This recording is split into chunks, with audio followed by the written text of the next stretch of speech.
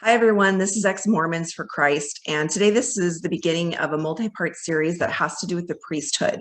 So Mormons and Mormonism holds this idea that there's still a priesthood, and they ordain men in the Mormon church to be priests, and they have this very elaborate idea of priesthood. And in fact, if you look at Mormonism, a lot of what they claim to have this restored authority about has to do with the priesthood.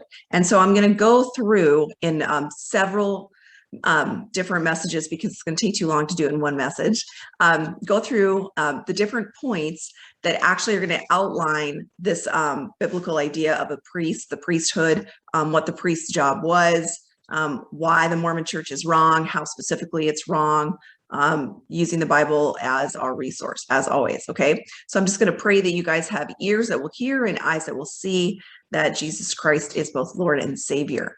All right, let's get started. So I want to read to you this definition that comes from the LDS Church. This isn't something I made up. This comes from LDS.org, and they are, this is the definition of what they say is a high priest. The high priest is an office of the Melchizedek priesthood. A high priest has the right to officiate in the church. Stake presidents, mission presidents, high counselors, bishops, and their counselors and other leaders of the church are ordained as high priests. Okay, so just in summary, they are saying that it's an office of the Melchizedek priesthood. I'm actually going to talk about the Melchizedek priesthood in a separate message, but we're just going to focus on the high priest. Okay, so obviously they say that there still is such a thing as a high priest. In fact, there's multiple high priests, and they list all the, or many of the offices, quote unquote, or basically responsibilities in the church that are called high priests, and they even say that they get to ordain as a high priest. Okay, so we're going to start with this idea of a high priest, and specifically the high priest in the Old Testament and the high priest's job as an intermediary, because the high priest did more than one thing.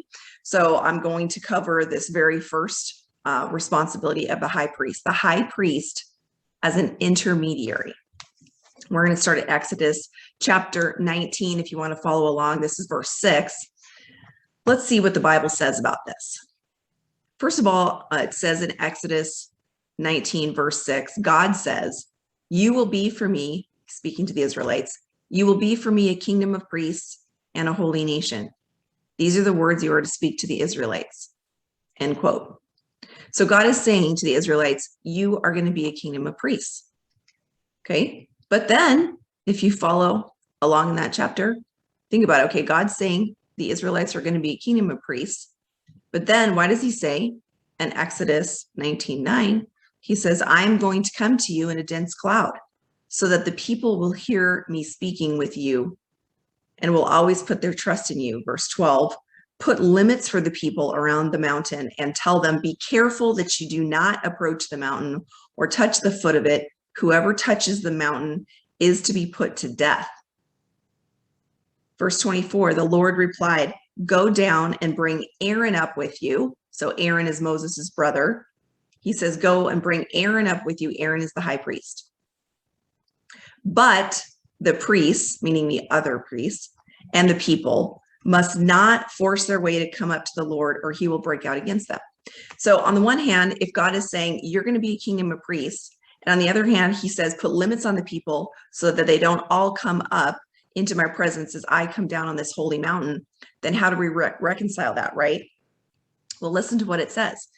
So God comes down, and he comes down on Mount Sinai, and Moses and Aaron go up, and Moses follows the description that God gives him about putting limits around the people so they cannot get too close to God and his presence. Okay, so only the high priest and Moses are coming up, right, into God's presence. And this is the first instance in which we see this idea of the high priest coming up into God's presence.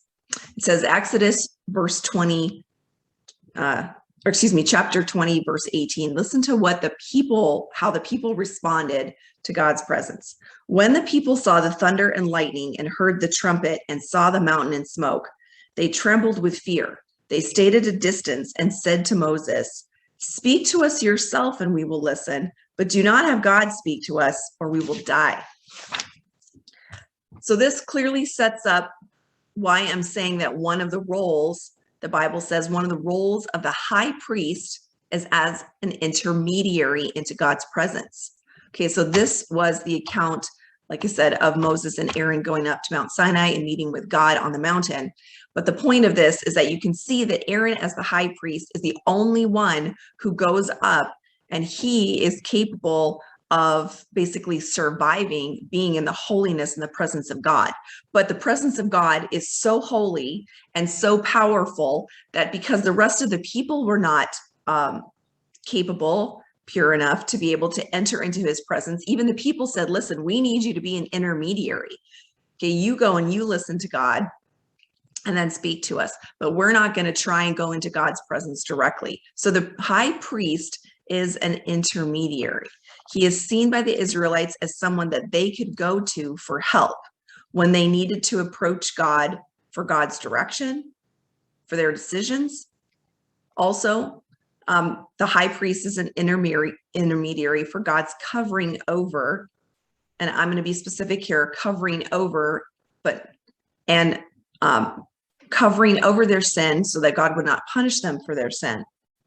Okay, the priest was an intermediary for the Israelite people to be able to generally go to receive mercy and to receive understanding. So here's the high priest as an intermediary for that. Okay. The priest followed all of the rules to make it possible for himself, meaning acceptable. He made himself acceptable and clean enough to be able to enter God's presence. Okay? So this meant that he followed both preventative rules that had to do specifically with how he needed to live in order to be the high priest. Okay? He also lived by the prescribed rules that were generally given to anybody who served in the priesthood, meaning there was a general priesthood besides the high priest. He followed those prescribed rules. Okay? He made sacrifices for his own sins as well as the sins of the people. And he also followed the general rules that God had laid down for all of his people to live by. Okay? So this is the obligations that the high priest took on and agreed to when the high priest served as the high priest. Okay, there's only one high priest, okay, for a generation, just one.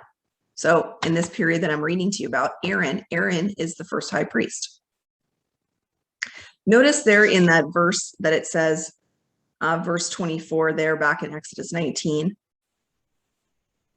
or excuse me, 20 verse 18, you speak to us, we'll listen, said the people, but don't have God speak to us or we will die. So the priest then had the words of God. Okay, so the priest was also an intermediary, not just for help, not just for someone who would live in such a way that the priest could be acceptable enough to enter God's presence. And the priest would offer sacrifices not only for his own sins, because the priest was obviously human. He sinned, and so he needed to offer sins for himself. And he also needed to then offer sins for the people so that those sins would be covered over. In other words, so that God would not pay them back what they deserved. Okay, that is mercy, when you're not paid back what you deserve. Okay, but the priest also then had the words of God. Okay, so it was set up so that the priest had the words of God. Notice no one else heard from God directly. The people said, no, we don't want to hear from God directly. You be our intermediary. Instead, the priest would inquire of the Lord on the people's behalf, and then he'd return to them and he would tell the people what God had said.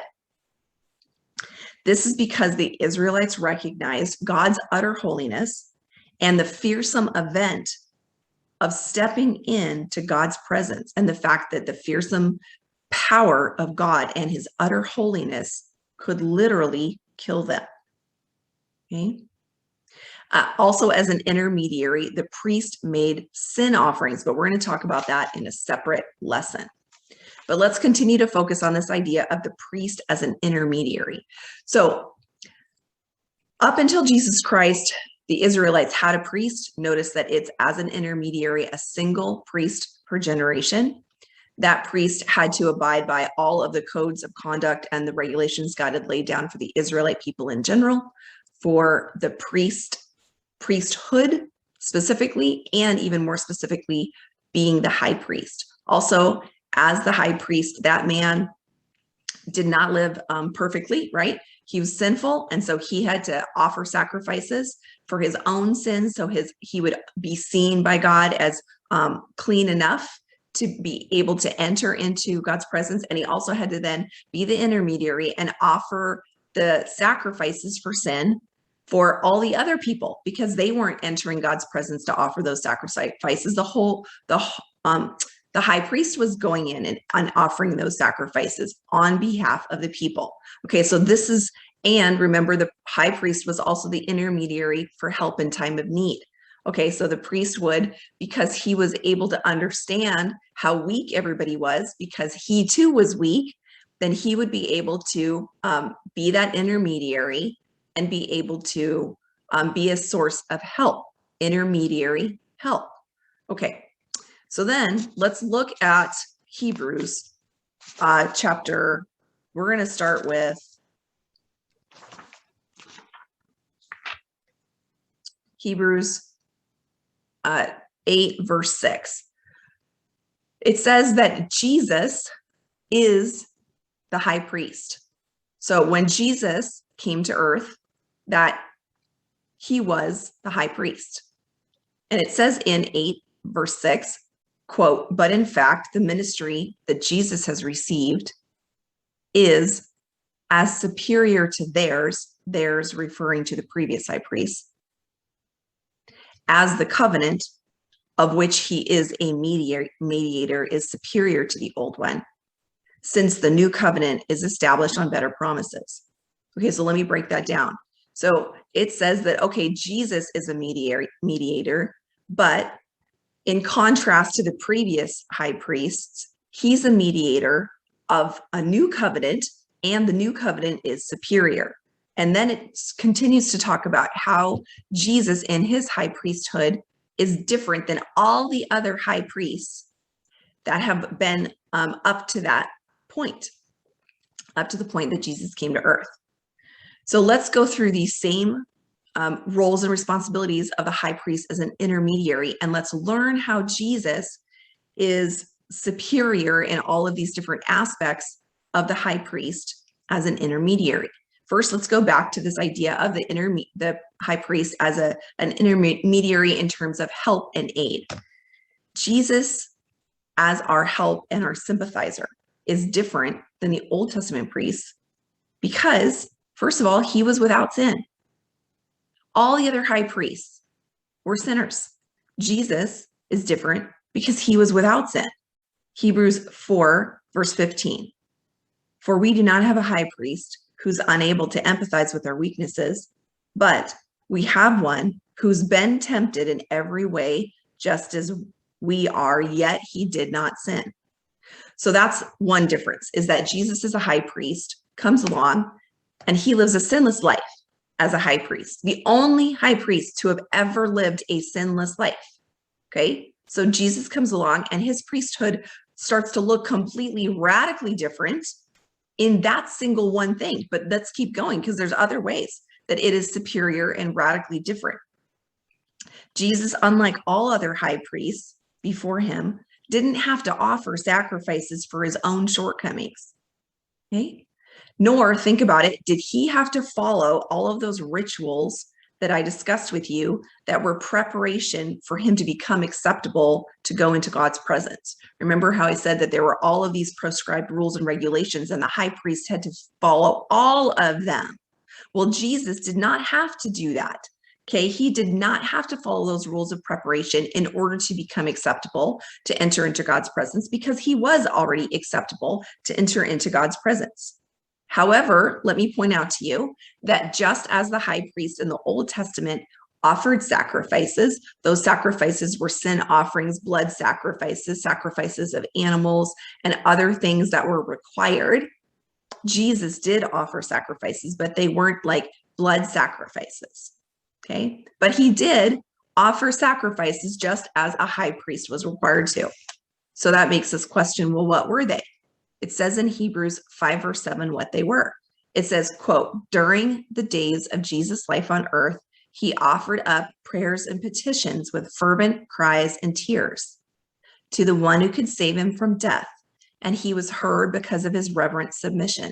So see, he, as the high priest, still offered sacrifices to God, and those were heard because of his reverent submission, but those sacrifices were the form of his prayers and his petition to the one who he recognized had the power over life and death. Okay, so here he is as the intermediary, still doing that, but he's doing that not because he himself had to become acceptable, but because he's only doing that as an intermediary for us. Okay. So then let's keep going. How is Jesus's mediation, or you can think of it as mediation, different than these other high priests that we've examined? Well, it changes how God's people can now approach God. So stick with me. Remember how I read to you how the Israelites saw God's presence as it came down upon Mount Sinai, and all of the thunder and the lightning and the sheer force of nature that God's presence was so fearsome that it struck them with the fear of death, and they realized, okay, Aaron, you go into God's presence, not me, right? Well, now the way that Jesus has become a high priest, it changes how God's people can approach God, right? Instead of a fearsome reality that we are not holy enough and shrink back from God's presence, the Bible tells us, Hebrews chapter 4, verse 16, quote, let us then, meaning now, approach God's throne of grace with confidence, so that we may receive mercy and find grace to help us in our time of need. All right. The difference here is that in the Old Testament, that Old Testament high priest was at best able to attain for us, according to God's providential sovereignty, mercy. Remember, I said mercy is that we do not receive from God our just deserts, meaning we are not receiving the punishment that is due us for our sins. God's withholding that judgment. That's mercy. That's where God withholds the judgment that we deserve. Well, grace came through Jesus Christ's high priesthood. See how it says that? It says grace twice. It says you can approach God's throne of grace with confidence so that you may receive mercy and find grace to help us in our time of need. So grace is God's power. Okay, no human being up to the point of Christ had any power, right? Nothing that the high priest did actually gave the Israelites or gave God's people the power to make personal change about their spiritual nature. That didn't happen. Okay, all of those Old Testament sacrifices led up to Jesus Christ as the one and only high priest who comes with that power. And he, as the high priest, has the power to attain for us that ability. Okay.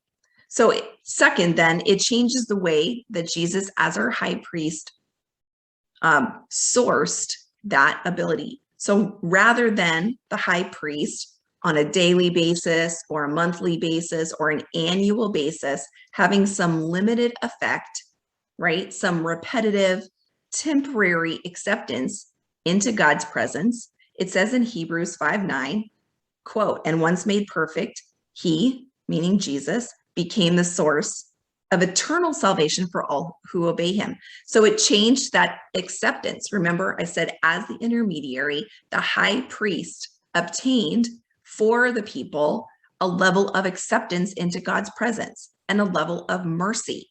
Okay, that was how that was structured. But Jesus, as the high priest, obtains mercy and grace.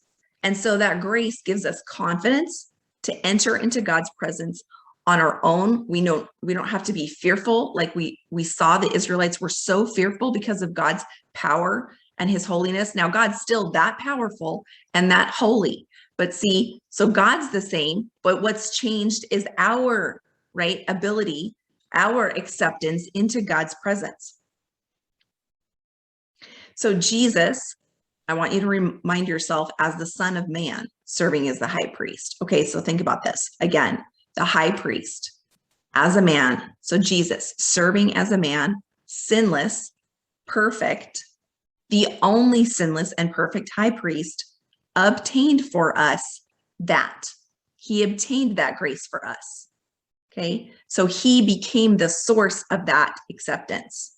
So it wasn't, like I said, a human, a man who came through genealogy, and that was just a repetitive thing, and it was needing to be reapplied and reapplied. But we get Jesus Christ as the only perfect high priest who then obtains for us this acceptance. And that's how that acceptance is different, excuse me, is it changed. Say it says again in verse 9 of chapter 5 that it's an eternal, right? It's an eternal thing. It changed so that it's no longer this temporary, repetitive kind of acceptance, but now Jesus Christ, as that intermediary, has obtained for us something that's eternal. It's permanent. It's like a one and done. Okay. It's a one and done ordination of us as ordinary people into God's presence, something that an Old Testament high priest never did. They were never able to do that.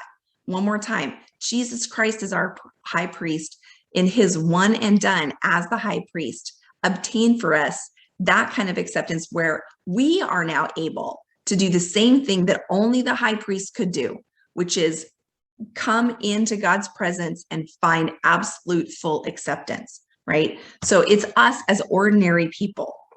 And we are now ordained, right, into God's service. So way back when God said, I am going to make you a kingdom of priests, it is only through Jesus as the high priest that that is fulfilled, where we are able to be ordained, right, or accepted into that service. Okay, so we become capable of also, right, being priests, meaning serving God with that acceptance, with that ability to go into his holiness. Okay, and all of that stems from Jesus as our high priest, Jesus as that intermediary.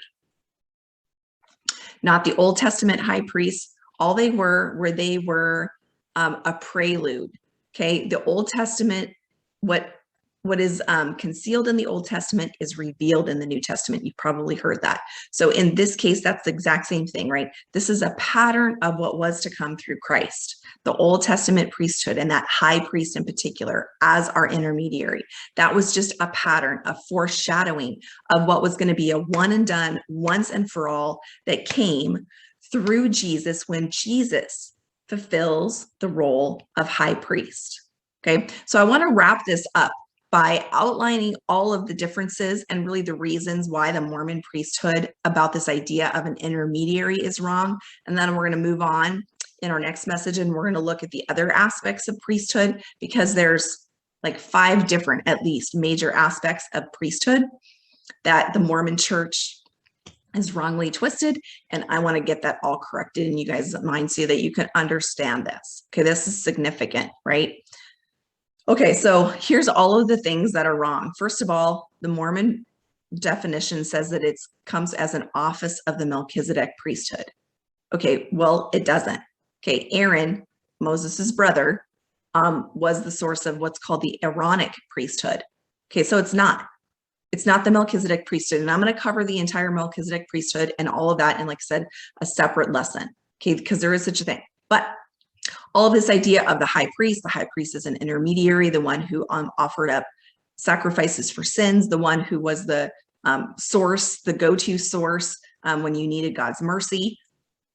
Okay, all of that didn't come through the Melchizedek priesthood. It comes through Aaron. We just kind of went through that, okay, as far as how God set up that high priesthood, okay? And then I want to tell you, look at how really non-existent, I'd say, their requirements are. if you recall the level of requirements that the high priest had to fulfill, and there's literally no mention of any kind of special holiness that their high priests have to meet. Okay, but that's not what God says. God says that that high priest has to meet all of his requirements for holiness and acceptance. The Mormon church doesn't set it up that way. The Mormon church doesn't define it that way. The Mormon church doesn't define it anything at all like how God has defined it. Okay. There's all of those cleansing rites and that preparation for holiness and the sacrifices that have to be made for their own sins and the sins of other people in order to act as that intermediary. And the Mormon priest just kind of flings around this label of high priest. It seems like they just slap it on anybody who has some kind of an organizational duty.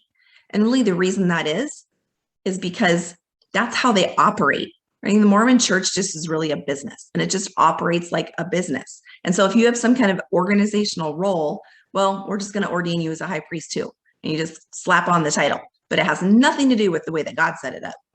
Okay. And I'm going to point out to you that notice that in the Mormon church, okay, there are thousands upon thousands of men who get the title high priest. But according to God, there's only one at a time. There's not thousands upon thousands. Okay, only one at a time. And as an intermediary, they were the source of God's mercy and help in time of need. That's not what the Mormon church uses them for. Like I said, they're just administrative tasks, administrative roles. In summary, you have to think about the fact that Jesus's priesthood has altered the source of our acceptance, right? It's altered our acceptance before God, meaning that we can now approach God's presence, not needing a human priest to be an intermediary because of the fearsome power and holiness that emanates from God. But we can see here how Jesus continues as our source of our ability to enter into God's presence, as it says, with confidence, meaning with ease, right? So see how Jesus fully fulfilled the role of the high priest. And Mormons today, you're getting it totally wrong in the way that you use the name high priest. Okay, so that's my challenge to you if you're a Mormon, is to think about the fact that the Mormon church has gotten it completely wrong in the concept of the high priest. Specifically, we looked at today the idea of the high priest in the Old Testament, his role as an intermediary, and how Jesus, as our high priest, as the one and still only living high priest, perfectly met that role of intermediary, and in fact effected for us and empowered us in a grace that comes only through him, the ability to affect the kind of personal change that no human, no man before him was ever able to obtain for us. Okay, so stick around for our next message. It'll be coming up soon, and some of the next messages are going to be continuing to talk about the priesthood.